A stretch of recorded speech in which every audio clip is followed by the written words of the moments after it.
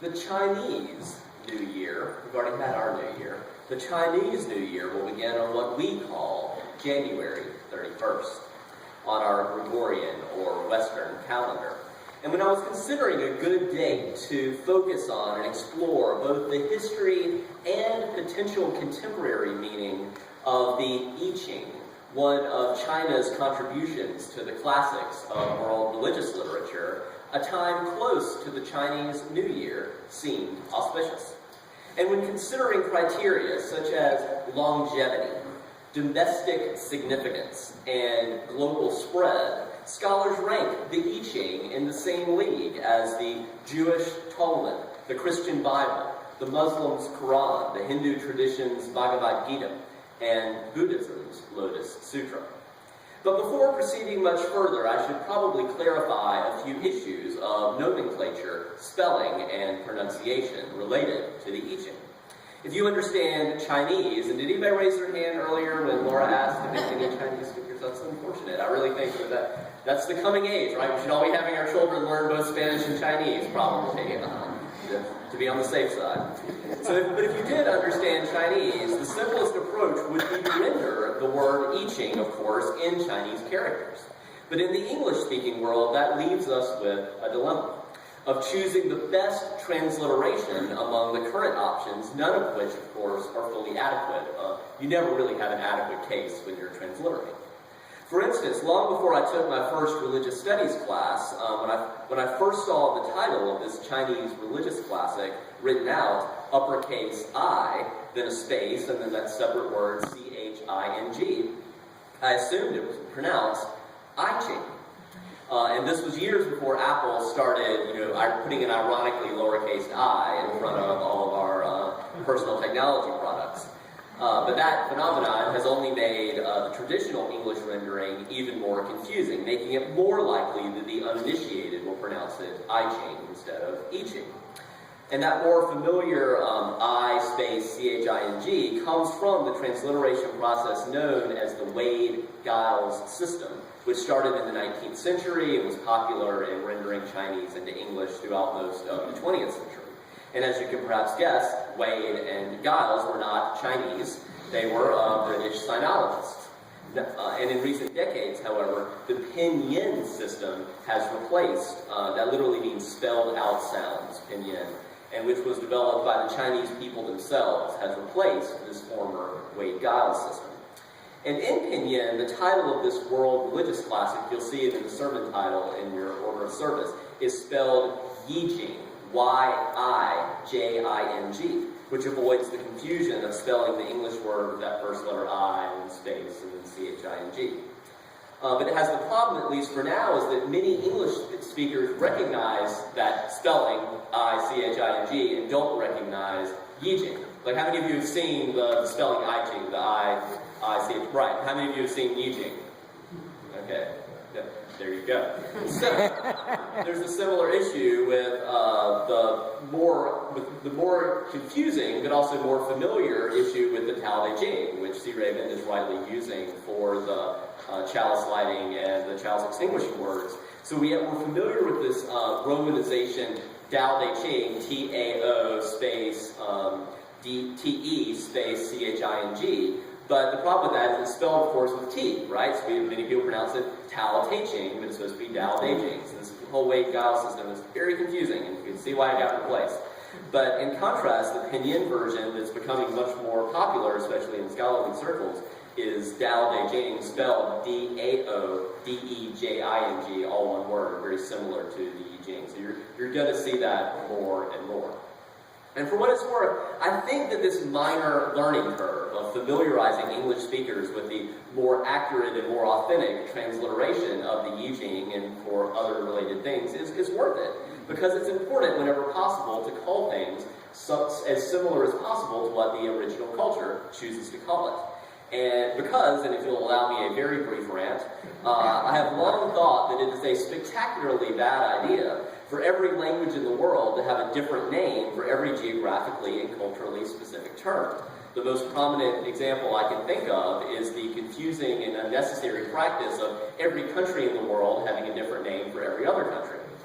Why do we go to the trouble of inventing the word Germany when we can just call the country what the German calls themselves, which is Deutschland, exactly, or for Japan, Nippon, right, or for Spain, Hispania, or for Greece, Hellas. And that last one, Hellas, of course, makes so much more sense. We don't call it when Alexander the Great conquered the world in 333, and that's why, the Bible was written in Koine Greek, the New Testament. We don't call it Greekification, right? We call it Hellenization, because, of course, the Greeks call themselves Hellas, not Greece. So, it just makes sense on so many levels. But anyway, I don't want to get too off track, but suffice it to say that learning to recognize the title Yijing is similar to learning to recognize that more common, increasingly common transliteration for the Quran. Q-U-R'-A-N, as opposed to the one that you used to see, which was K-O-R-A-N. The Quran with the Q invites you to pronounce it in a way that's much more similar to the Arabic. Here in the Quran. So, returning our focus to the Yijing, I think that the first reference I ever saw to this Chinese religious classic was in, of all places, a G.I. Joe comic book. And not to get too unduly nerdy for those who aren't children of the 80s or who didn't have children who grew up in the 80s, the gist is that the two ninjas in the G.I. Joe comic book world had the same symbol tattooed on their forearm. Anybody with me on this? Alright. It turns out that tattoo that these G.I. Joe ninjas had on their forearm is the 63rd hexagram in the I Ching. And that hexagram was water over fire and was perhaps chosen to symbolize the opposing tensions that those two characters represented in the G.I. Joe mythos, if you will. But more importantly than unpacking what those 1980s comic book writers had in mind by choosing that particular tattoo, what I remember most is finding those tattoos so arresting. The design was so simple of that 63rd hexagram that I remember finding it transfixing. And as you may know, the Yijing is based on a series of 64 six-line symbols known, as I said, as hexagrams. And you'll see an illustration of the first 16 of those 64 hexagrams in your order of service. I would have put them all, but that would have taken up too much room. Under the sermon title is where you'll find that illustration. The first hexagram is a solid 6 lines stacked on top of each other. They're built from bottom to top. And the second hexagram is 6 broken lines. So it's constructed from the bottom to the top. It's 6 parts. So each of those dashes are connected in each line. The other 62 hexagrams you'll start to see from even those first 16 are permutations of those first 2 paradigmatic symbols. And another name for the Yijing is the, quote, Classic of Changes or Book of Changes, and those names likely refer literally to the Yijing being this iteration of changes of these 2 basic symbols, as well as the Yijing being a divination manual intended to discern how one should proceed given the flow of the ever-changing universe of which we are a part. And scholars date the origin of the Yijing 64 hexagrams to approximately 3,000 years ago. You'll see some earlier claims, but scholars would say that the best guess right now is around, like I said, about 1,000 BCE. And as one scholar has joked, you don't have to be a Freudian to surmise that those first 2 symbols are derived from the male parts and female parts, respectively. If you take a look at those first 2 hexagrams in your order of service, I feel that you are all smart enough to infer which sex corresponds to the tower created by the solid column of 6 lines, and which sex corresponds to the tunnel, if you will, created by the stack of 6 broken lines. And after the initial 64 hexagrams were created, within a century or so, each hexagram acquired a name, a brief description known as a judgment, and a short explanatory text of each of its 6 lines called a line statement. And this highly compact document, less than 4,200 characters in length and probably first inscribed on strips of bamboo, became known as the basic text of the Yijing. And the Yijing became increasingly popular and respected, including by the Chinese emperor as early as 136 BCE, after a set of commentaries known as the 10 Wings became attached to the basic text in the 200s BCE. And although the historical Confucius, who actually lived a few centuries earlier than that, did not write these popular commentaries, they became attributed to him likely in a very similar way to how early Jewish scriptures were falsely attributed to Moses, or that early Christian scriptures were falsely attributed to some of Jesus' earliest followers in order to gain authority, in order to gain credibility. Nevertheless, because of that association with the historical Confucius, even if incorrect, for the next 2,000 years or so, the Yijing held pride of place in China as the first of the Confucian classics.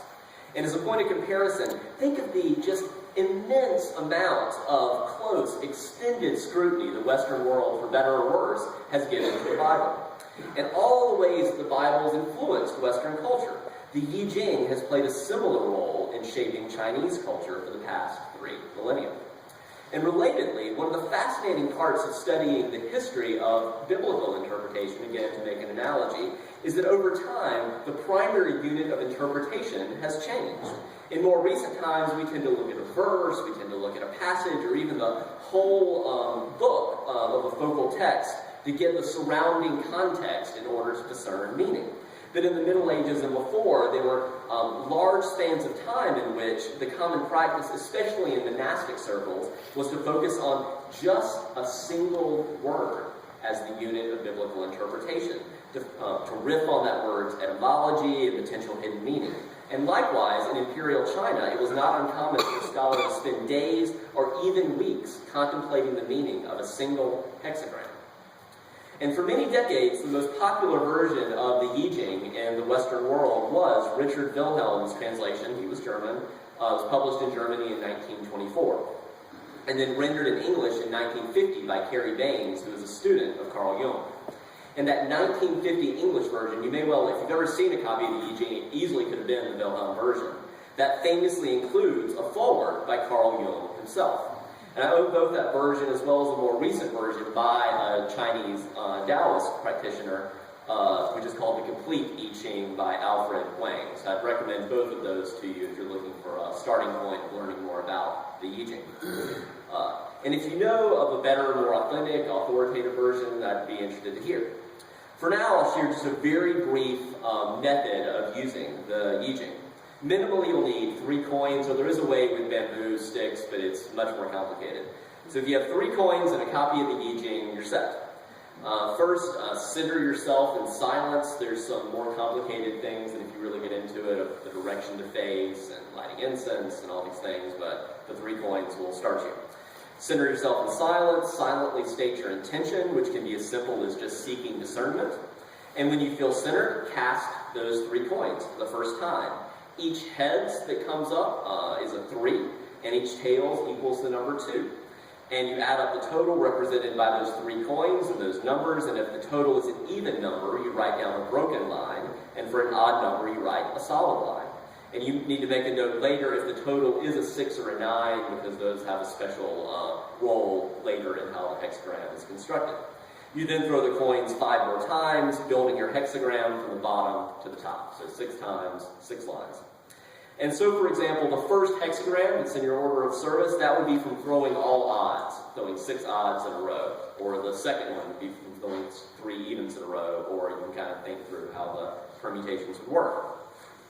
And once your hexagram is built, you find which of the 64 hexagrams it corresponds to, and that description is supposed to relate to the general situation in which you find yourself presently. And if you any of your throws were 6 or 9s, you then end by changing just those lines that were a 6 or 9 to the opposite line, and that creates a second hexagram, and that's supposed to show you where you're headed. So the first one, so that's the changes, that is sort of reading the changes. Remember, Book of Changes is another name for the Yijing. And there are more specific details I could add, but that's the basic idea. And any copy of the Yijing is going to give you much more instructions. But here's where it gets tricky. As one Western Yijing scholar notes, historically there's been, quote, no general agreement of how to interpret the results of Yijing divination, and due diligence required, of course, a command of all major commentaries, which is no small feat. And that can really sound hard for an outsider in particular, who didn't grow up in a culture saturated with Yijing interpretation. There's really needing this deep familiarity with the text and the interpretive tradition. But that's really not that different than what you need, I would argue, to do a responsible interpretation of the Talmud or the Bible or of almost any sacred scripture. But although the Talmud or the Bible are sometimes used as divination manuals, perhaps unwisely, to be clear, the I Ching is precisely intended to be a divination manual. And these days, perhaps the most well-known reference to divination may be Professor Trelawney from Harry Potter, so you may recall, who in that series often appears to be bumbling, but also has authentic flashes within the world of Harry Potter of insight. So that's often how some people find divination to work, that you do have occasional flashes of insight, though you also have sort of misleading fox trails. All that being said, what might a 21st century Unitarian Universalist make of the I Ching? Looking at the 6 sources of our living tradition, certainly as a classic of world literature, the I Ching is part of our 3rd source, wisdom of the world's religions. And regarding this ancient divination manual, I think we're called to balance our 1st source, which calls us to trust our direct experience, with our 5th source, humanist teachings, which call us to heed the guidance of reason and the results of science and warn us against idolatries of the mind and spirit. Or as the 4th of our 7 principles succinctly puts it, we are called to a free and responsible search for truth and meaning. So how might we freely and responsibly approach the I Ching today? To begin to answer this question, let me point to a few more instances in which the I Ching has infiltrated Western culture, not surprisingly starting in the 60s. In 1965, Bob Dylan told a Chicago reporter that the I Ching is the only thing that's amazingly true, period. He continued, besides being a great book to believe in, it's very fantastic poetry. Indeed, a year later, Allen Ginsberg wrote a poem called Consulting I Ching, Smoking Pot, Listening to the Fugues Sing Blank.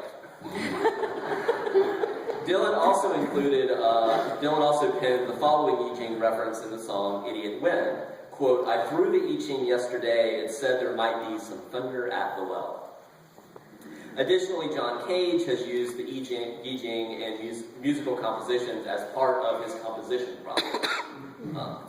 But as interesting as these popular uses of the I Ching are in constructing a 21st century UU approach to the I Ching, I would look first to the groundbreaking Swiss psychotherapist, Dr. Carl Jung, who again wrote that 1950s introduction to the first century English version of the I Ching.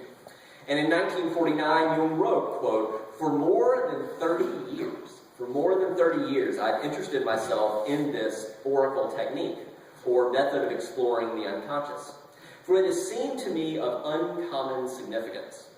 Although Jung is a great proponent of the power of the scientific method and its pursuit of observable, replicable, falsifiable, things that can be proved false, axioms about the world, he was equally interested in subjective truth of what remained in the realm of one's direct, first-hand, interior experience. And part of Jung's interest in the I Ching was that the process of throwing coins and subjectively interpreting the results in light of one's perspective at that particular moment, for Jung, that really resonated with his theory about the importance of what he called synchronicity, or meaningful coincidence. And in 1949, near the beginning of the final decade of his life, well, he didn't know that at the time, but Jung additionally wrote to potential critics of his views of the I Ching that, quote, I know that previously I would not have dared to express myself so explicitly about so uncertain a matter. I can take this risk now because I am in my 8th decade. And the changing opinions of men scarcely impress me anymore. And the thoughts of the old masters are of greater importance to me than the philosophical prejudices of the Western mind. In other words, Jung is saying that in his mid-70s, he is finally feeling the freedom to speak freely about what he has found to be true in the crucible of his own first-hand direct experience, even if that truth can't necessarily be replicated in the scientific laboratory. Jung taught that 2 of the most powerful ways to become more aware of both your individual unconscious as well as what he called the collective unconscious, the source of these archetypes that appear in very similar forms across cultures, was to pay more attention to our dreams at night and to synchronicities during the day. To pay attention to your dreams at night and to your synchronicities during the day. And in addition to meaningful coincidences that we notice, he looked to the Yijing as a way to potentially cultivate synchronicities. And I've started dream groups in previous congregations that I've led that have explored synchronicities and things like the Yijing and dreams, and they've been well received. And if you're interested in something like that, I'd be glad to talk with you. I know that some members of this congregation have done that before, and that there's even been dream groups here before. So I'm glad to talk with you more about that, or working with dreams, synchronicities, Jungian psychology. And one scholar writing these days along these lines that I find particularly compelling and intriguing is Jeffrey Kripal, a PhD at the University of Chicago. He's chair of the religion department at Rice University. Kripal calls himself a mystical humanist. A mystical humanist. Chew on that for a little while. It's a term I find fascinating and filled with paradoxical potential. I'll be sharing more about Kripal in a future sermon, probably in March sometime, but for now, as we continue to reflect on what potential meaning the Yijing might hold, even in the 21st century for Unitarian Universalists, meaning in the Yijing, meaning in Jungian philosophy, what that may have for us today. I invite you for now to rise in body or spirit as we sing together a hymn intentionally chosen from the Meditation and Mystical Songs section of our hymnal. Number 83, Winds Be Still.